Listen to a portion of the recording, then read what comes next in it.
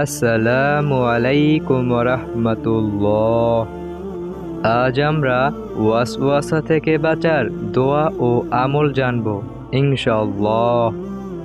অনেক সময় দেখা যায় কারণে অকারণে মানুষের মন ওয়াসওয়াসায় প্রচণ্ডভাবে আক্রান্ত হয়। নামাজ, রোজা, জিকির, আজকার সহ কোনো ইবাদতেই মন বসে না। আবার নামাজ, রোজা, ইবাদত বন্দেগী করলে মনে হয় যে কোথাও ভুল হয়েছে বা সঠিকভাবে আদায় হয়নি। মনের মধ্যে ইবাদতের বিভিন্ন বিষয় সন্দেহের উদ্বেগ হয়। মানুষের মনের এসব দ্বিধাদ্বন্দ্ব ও ওয়াসওয়াসা থেকে বাঁচার রয়েছে 4টি আমল।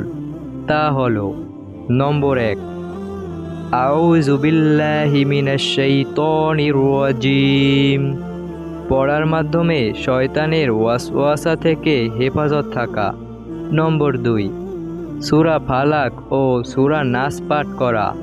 নম্বর 3, বেশি বেশি আল্লাহর জিকির করা, বিশেষ করে এই জিকির করা: আল্লাহুম্মা মুসাররিফাল কুলুবি সাররিফ কুলুবানা আলা তাআতিকা।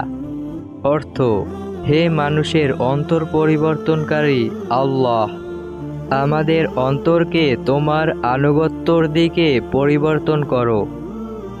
ইয়া মুকাল্লিবাল কুলুবি সাব্বিত কলবি আলা দীনিকা। অর্থ: হে মানুষের অন্তর পরিবর্তনকারী, আমার অন্তরকে তোমার দ্বীনের উপর দৃঢ় রাখো। নম্বর 4, মনে জাগ্রত হওয়া কুচিন্তার দিকে ধ্যান বা খেয়াল না দিয়ে বেশি বেশি ইস্তেগফার পড়া।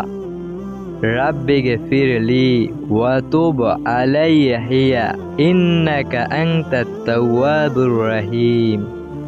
অর্থ: হে আমার রব, আমাকে ক্ষমা করুন, আমার তওবাকে কবুল করুন, নিশ্চয়ই আপনি তওবা কবুলকারী।